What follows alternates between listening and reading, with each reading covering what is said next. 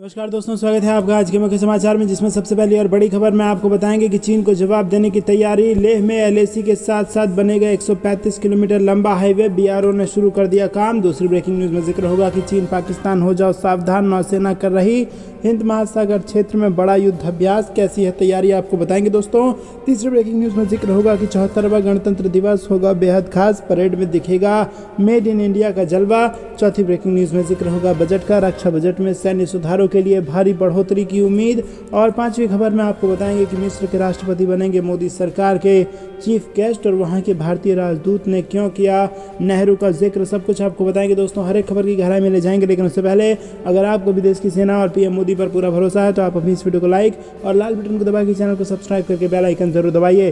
दोस्तों रुक करते हैं सबसे पहली और बड़ी खबर की तरफ। चीन को जवाब देने की तैयारी। लेह में एलएसी के साथ साथ बनेगा 135 किलोमीटर लंबा हाईवे, बीआरओ ने शुरू कर दिया है काम। जी हाँ दोस्तों, आपको बता दें कि चीन का सीमाओं को लेकर जो रवैया रहा है वो नया नहीं है, लेकिन बीते कुछ सालों में उसकी गतिविधि खुलकर सामने आने लगी है। लेकिन बीते 6 दशकों में एक सबसे बड़ा फर्क ये आ गया है कि भारत अब चुप रहकर सहने वाला देश नहीं है।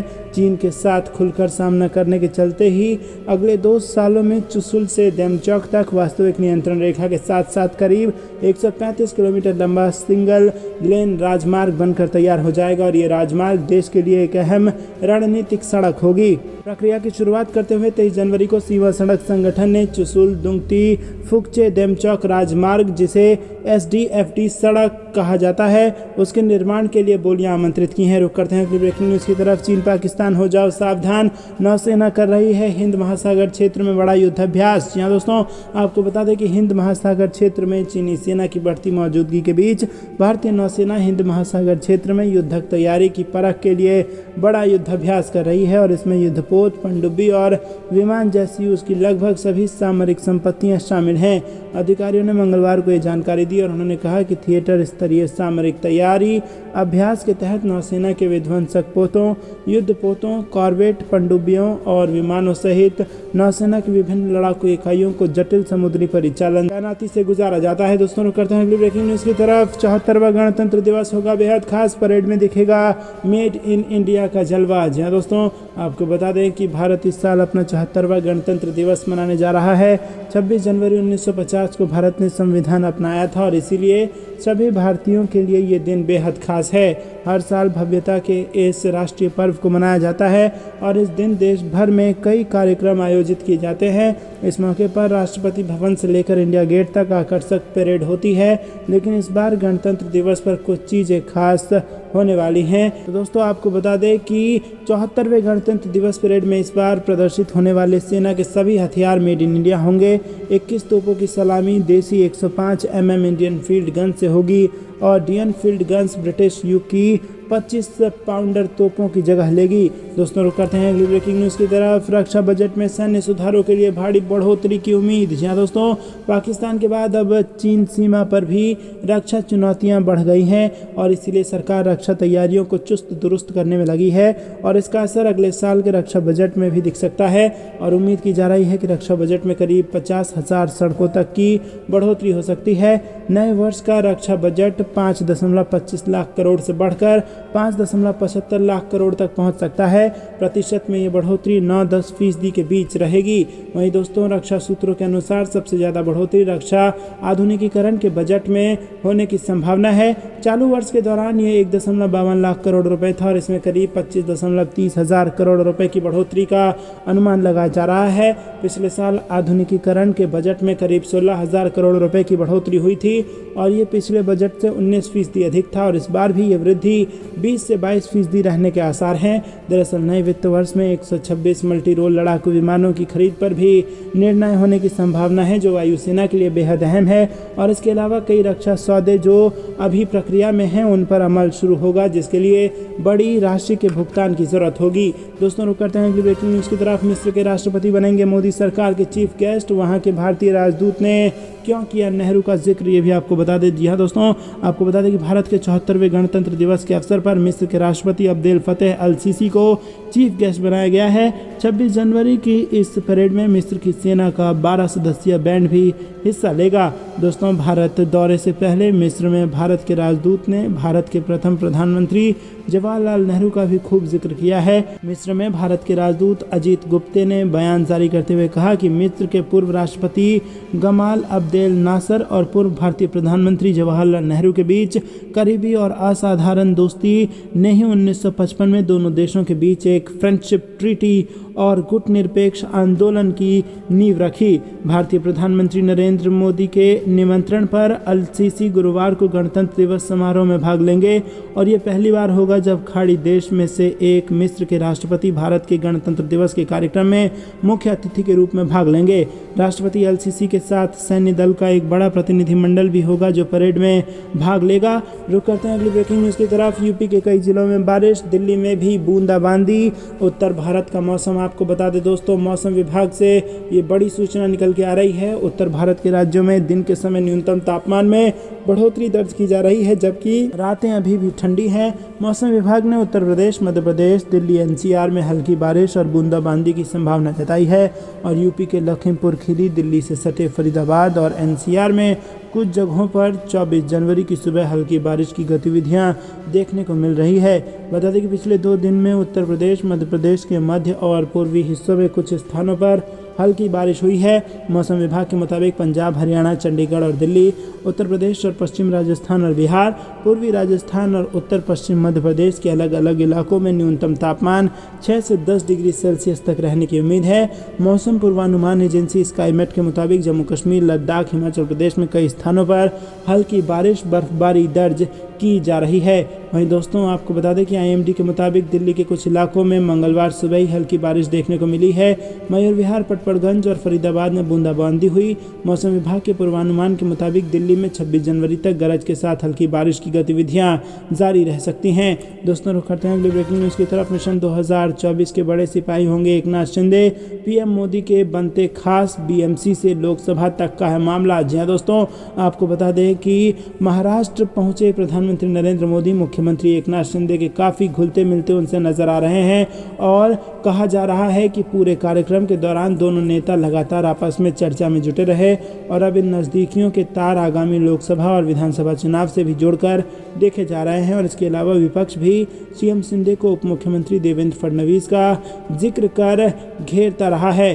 दोस्तों, आपको बता दें कि यहाँ पर शिवसेना में फूट और राज्य में भाजपा शिंदे की सरकार आने के बाद पीएम मोदी पहली बार मुंबई पहुंचे थे और एक मीडिया रिपोर्ट के मुताबिक भाजपा के एक वरिष्ठ पदाधिकारी ने बताया कि पीएम ने हाव भाव और बातों से ये साफ कर दिया है कि शिंदे भाजपा के लिए खास हैं। जून जुलाई में राज्य में महाविकास अघाड़ी सरकार गिर गई थी। रुक करते हैं अगली ब्रेकिंग न्यूज़ की तरफ। शहरी निकाय 2023 और लोकसभा चुनाव 24 की बड़ी तैयारी। गुजरात में बड़ी जीत से कार्यकर्ताओं का हौसला बढ़ाएगी यूपी बीजेपी। जी हाँ दोस्तों, उत्तर प्रदेश शहरी स्थानीय निकाय चुनाव और 2024 के लोकसभा चुनाव को लेकर भारतीय जनता पार्टी ने तैयारियों में जुट गई है और गुजरात विधानसभा चुनाव में अपनी बड़ी जीत से बीजेपी कार्यकर्ताओं का मनोबल बढ़ाएगी। पार्टी ने पहले भी 2024 के लोकसभा और 2017 के विधानसभा चुनाव में विकास के गुजरात मॉडल को राज्य में पेश किया था। यूपी बीजेपी के सूत्रों ने बताया कि गुजरात मॉडल को लेकर भी सभी जिलों और मंडल इकाइयों की कार्यकारी समिति की बैठक में चर्चा की जाएगी। 12 फरवरी तक राज्य में ये बैठकें होनी हैं और इस दौरान पार्टी नेता गुजरात जीत से कार्यकर्ताओं का हौसला बढ़ाएंगे। रुक करते हैं अगली ब्रेकिंग न्यूज़ की तरफ। रक्षा मंत्री ने की एरो इंडिया प्रदर्शनी की तैयारियों की समीक्षा। 731 लोग करा चुके हैं अब तक रजिस्ट्रेशन। जी हाँ दोस्तों, रक्षा मंत्री राजनाथ सिंह ने मंगलवार को कहा कि एरो इंडिया प्रदर्शनी न केवल एरोस्पेस क्षेत्र में देश के बढ़ते कौशल का प्रदर्शन किया जाएगा, बल्कि ये एक मजबूत और आत्मनिर्भर न्यू इंडिया के उदय को भी प्रदर्शित करेगा। एरो इंडिया प्रदर्शनी का 14वां संस्करण 13 से 17 फरवरी तक बेंगलुरु में आयोजित किया जाएगा और इसे एशिया की सबसे बड़ी एरोस्पेस प्रदर्शनी के रूप में जाना जाता है। रुक करते हैं अगली ब्रेकिंग न्यूज़ की तरफ। अमित शाह ने लॉन्च की भारत में बनी पहली HPV वैक्सीन। आधार पूनावाला रहे मौजूद। जी हाँ दोस्तों, आपको बता दें कि देश को सर्वाइकल कैंसर के खिलाफ पहली स्वदेशी वैक्सीन मिल चुकी है।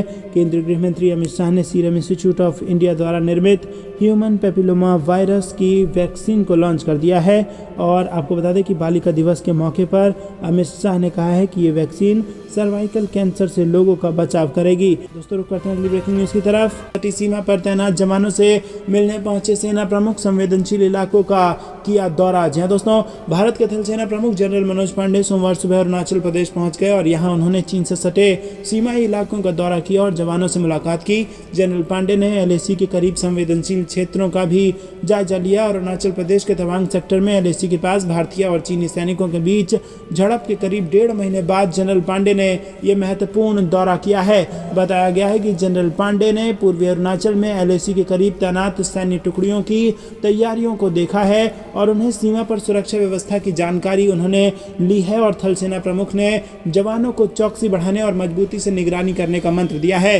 दोस्तों रुक करते हैं अगली ब्रेकिंग न्यूज की तरफ, लेकिन उससे पहले अगर आपको भी देश की सेना पर पूरा भरोसा है तो वीडियो को लाइक और चैनल को सब्सक्राइब करना मत भूलेगा। रुक करते हैं अगली ब्रेकिंग न्यूज की तरफ। कर्तव्य पथ पर पहली बार दम दिखाएंगे गरुड़ कमांडो, वायुसेना के ब्रह्मास्त्र के बारे में आपको बता दें दोस्तों कि दिल्ली के कर्तव्य पथ पर इस समय सेना के जवान गणतंत्र दिवस परेड को लेकर कड़ी तैयारियों में जुटे हैं। कोहरा ठंड की वजह से भले ही दिल्ली में पारा नीचे है, लेकिन जवानों का जोश बिल्कुल हाई है और इस बार परेड में पहली बार भारतीय वायुसेना के बेहद खतरनाक गरुड़ कमांडो भी शामिल होंगे। वीरता की नई परिभाषा लिखने वाले गरुड़ कमांडो हर परिस्थिति का मुकाबला करने के लिए खास तौर पर बेहद कठिन प्रशिक्षण लेते हैं। और आपको बता दें कि वायुसेना के ब्रह्मास्त्र कहे जाने वाले गरुड़ कमांडो के बारे में कुछ ऐसी बातें हैं जो उन्हें खास बनाती हैं। खतरनाक हथियारों से लैस इंडियन एयरफोर्स के खूंखार गरुड़ कमांडो दुश्मन को खत्म करके ही सांस लेते हैं और इस विशेष बल के निर्माण की जरूरत वायुसेना को तब महसूस हुई थी जब 2001 में एयरफोर्स के 2 हवाई अड्डे आतंकी हमलों की चपेट में आ गए थे और इसी के बाद 2003 में गरुड़ कमांडो फोर्स की स्थापना की गई थी और वर्तमान में इस फोर्स में 1780 गरुड़ कमांडो हैं। गरुड़ कमांडो की ट्रेनिंग नेवी के मार्कोस और आर्मी के पैरा कमांडो की तर्ज पर होता है। तो दोस्तों यहाँ पर कर्तव्य पथ पर पहली बार गरुड़ कमांडो जो कि वायुसेना के ब्रह्मास्त्र हैं वो यहाँ पर अपना कर्तव्य दिखाने वाले हैं। रुक करते हैं अगली ब्रेकिंग न्यूज की तरफ। पाकिस्तान में भारी बिजली संकट से अफरा तफरी, इस्लामाबाद से लेकर लाहौर तक मच गया हड़कंप। जी दोस्तों, पाकिस्तान की परेशानियां बढ़ती जा रही है। आर्थिक तंगी से जूझ रहा मुल्क में अब भीषण बिजली संकट आ गया है। इस्लामाबाद से लेकर लाहौर तक सभी बड़े शहरों में घंटों बिजली गुल है जिससे जनजीवन पूरी तरह से अस्त व्यस्त हो गया है। जानकारी के मुताबिक सोमवार सुबह तमाम शहरों में उस समय बिजली गुल हो गई जब ग्रिड फेल होने के कारण बड़े पैमाने पर बिजली कटौती करनी पड़ी। वहीं अधिकारियों ने कहा कि व्यवस्था बहाल करने के लिए काम चल रहा है। पाकिस्तान के ऊर्जा मंत्रालय ने एक ट्वीट में कहा है कि राष्ट्रीय ग्रिड के बिजली उत्पादन में गिरावट के कारण बिजली गुल हो गई। रुक करते हैं अगली ब्रेकिंग न्यूज की तरफ। तीनों सेनाओं ने दिखाई अपनी ताकत। नौसेना, वायुसेना और आर्मी ने किया मेगा सैन्य अभ्यास एमफैक्स 2023। जी हाँ दोस्तों, भारतीय नौसेना ने 17 से 22 जनवरी तक आंध्र प्रदेश में काकीनाडा के पास सेना और भारतीय वायुसेना के साथ 6 दिवसीय मेगा सैन्य अभ्यास एमफैक्स 2023 आयोजित किया और ये सबसे बड़ा द्विवार्षिक त्रिसेवा उभयचर अभ्यास है। वहीं दोस्तों आपको बता दें कि नौसेना के अधिकारियों ने इस संबंध में जानकारी देते हुए कहा कि सबसे बड़ा द्विवार्षिक त्रिसेवा उभयचर अभ्यास यानी कि एमफैक्स 2023 17 से 22 जनवरी तक आयोजित किया गया था और अभ्यास के दौरान किए गए संयुक्त अभियानों में भारतीय सेना ने बड़ी संख्या में सैनिकों, भारतीय नौसेना के उभयचर युद्धपोतों और भारतीय वायुसेना के विमानों ने भाग लिया। रुक करते हैं अगली ब्रेकिंग न्यूज की तरफ। अमेरिकी सेना का सीरिया पर हमला, इस्लामिक स्टेट के 3 आतंकियों को दबोचा, संगठन में थी अहम जिम्मेदारी। जी हाँ दोस्तों, अमेरिकी सेना ने पूर्वी सीरिया में हेलीकॉप्टर और जमीनी हमले के दौरान इस्लामिक स्टेट के 2 सदस्यों को पकड़ा है। वायुयान की खबर के मुताबिक अमेरिकी सेना के सेंट्रल कमांड ने कहा कि आतंकवादियों को एक दिन पहले गिरफ्तार किया गया था और ये दोनों IS समूह के लिए रसद, सूत्रधार और सहयोगी के रूप में काम करते थे। अमेरिकी सेना ने ये रेड शनिवार को मारी और इस दौरान हमले में एक नागरिक को मामूली चोटें आई हैं। सेंट्रल कमांड के प्रवक्ता कर्नल जो बुचिनो ने कहा कि घायल शख्स को उसके परिवार के पास वापस भेजने से पहले उसका अस्पताल में इलाज करवाया गया था। रुक करते हैं अगली ब्रेकिंग न्यूज की तरफ। कांग्रेस के 5 मंत्री होंगे बीजेपी बीजेपी में शामिल, वायरल पोस्ट ने बढ़ाई राहुल गांधी की टेंशन। जी हाँ दोस्तों, आपको बता दें कि राजस्थान के कुछ दिनों में सियासी माहौल बदलने की चर्चा है। जहां एक तरफ सरकार और संगठन में बयानबाजी का दौर जारी है, तो वहीं सरकार की ताकत भी दिखाई जा रही है। दूसरी तरफ अब सोशल मीडिया पर वायरल पोस्ट ने एक और नया शगुफा छोड़ दिया है।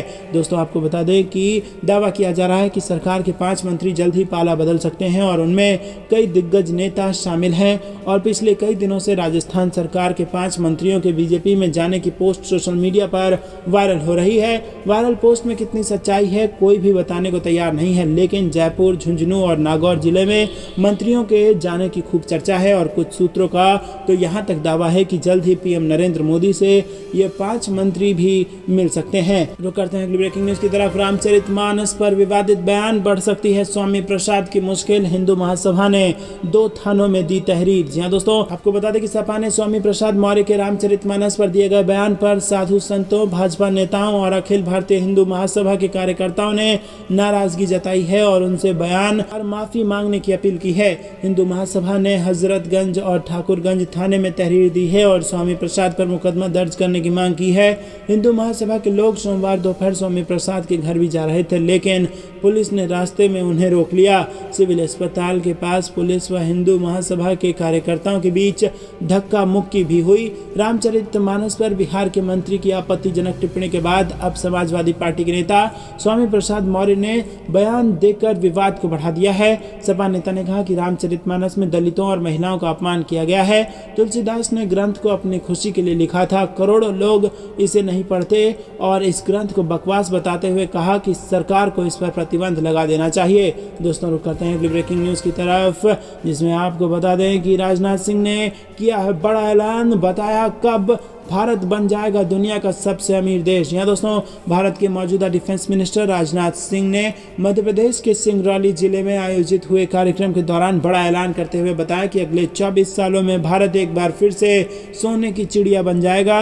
भारतीय रक्षा मंत्री राजनाथ सिंह मध्य प्रदेश के सिंगरौली जिले में 25,500 गरीब परिवारों को फ्री में जमीन का हिस्सा बांटे जाने वाले कार्यक्रम में पहुंचे थे और वहीं पर उन्होंने ये बात कही। और इस सभा के दौरान भारतीय रक्षा मंत्री राजनाथ सिंह ने तेजी से बढ़ रही भारत की अर्थव्यवस्था का जिक्र करते हुए साल 2047 तक इसे दुनिया का सबसे अमीर देश बन जाने की बात पर भरोसा जताया है।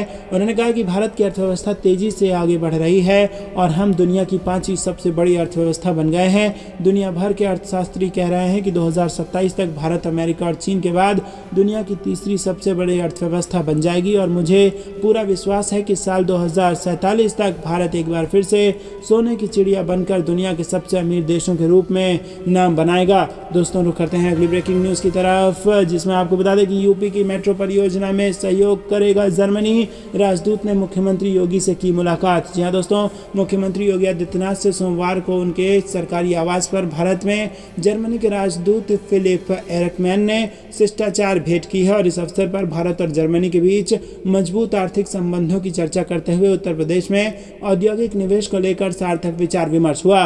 उत्तर प्रदेश में जर्मन राजदूत का अभिनंदन करते हुए मुख्यमंत्री योगी ने कहा कि 500 से अधिक वर्षों के व्यापारिक इतिहास के साथ भारत तथा जर्मनी आर्थिक सहयोग के समान अतीत से जुड़े हुए हैं। प्रधानमंत्री मोदी के मार्गदर्शन में दोनों देशों के बीच पारस्परिक संबंध नई ऊंचाइयों को छू रहे हैं। रुक करते हैं अगली ब्रेकिंग न्यूज की तरफ। बिहार में नाराज भूमिहारों को मनाने के लिए अमित शाह पहुंच रहे हैं बिहार। पार्टी से रिश्ते को मजबूत करने का है प्लान। जी हाँ दोस्तों, मुख्यमंत्री नीतीश कुमार के एनडीए से बाहर होने के बाद बिहार बीजेपी को झटका तो लगा ही और इस दौरान पार्टी को वोट देने वाली एक खास जाति के मतदाता ने भी संगठन में अपने नेताओं के हाशिए पर जाने से नाराज चल रहे हैं। और इसी को देखते हुए बीजेपी 2024 लोकसभा चुनाव में 40 सीटों वाले बिहार में अच्छा प्रदर्शन करने के लिए कई रणनीतियों पर काम कर रही है। और नीतीश के भाजपा से नाता तोड़ने के 4 महीने के भीतर केंद्रीय गृह मंत्री अमित शाह के 3 दौरे बताते हैं कि बिहार भगवा खेमे के लिए कितना महत्वपूर्ण है। दोस्तों, रुक करते हैं अगली ब्रेकिंग न्यूज की तरफ। शहबाज शरीफ की पीएम मोदी से अपील को लेकर पाकिस्तानी मीडिया में भी जबरदस्त हलचल। जी हाँ दोस्तों, पाकिस्तान के प्रधानमंत्री शहबाज शरीफ का भारत से रिश्ते ठीक करने का बयान भारत सहित पाकिस्तान की मीडिया में भी छाया हुआ है। पाकिस्तान के एक प्रमुख अखबार का कहना है कि शहबाज ने ये पहल करके अपनी भू राजनीतिक समझ को दिखाया है और अब भारत की बारी है कि वो बातचीत की टेबल पर आए और अपनी परिपक्वता दिखाए। दोस्तों, पाकिस्तानी अखबार द एक्सप्रेस ट्रिब्यून के एक संपादकीय लेख में लिखा गया है कि प्रधानमंत्री शहबाज शरीफ ने यूएई के एक समाचार चैनल के साथ बातचीत में भारत से वार्ता शुरू करने की बात की है। तो दोस्तों, आपको बता दें कि पाकिस्तान भारत से बातचीत शुरू करना चाहता है। यह अब पाकिस्तान की मीडिया ने भी मान लिया है और यही खबर हम बार बार अपने चैनल के माध्यम से आपको बता रहे थे कि किस प्रकार से भारत की शरण में आ चुका है पाकिस्तान और पाकिस्तान की हेकड़ी निकल चुकी है और भारत का इसमें रुख एकदम साफ है कि talk and terror could not go together, यानी कि आतंकवाद और वार्ता एक साथ नहीं जा सकते।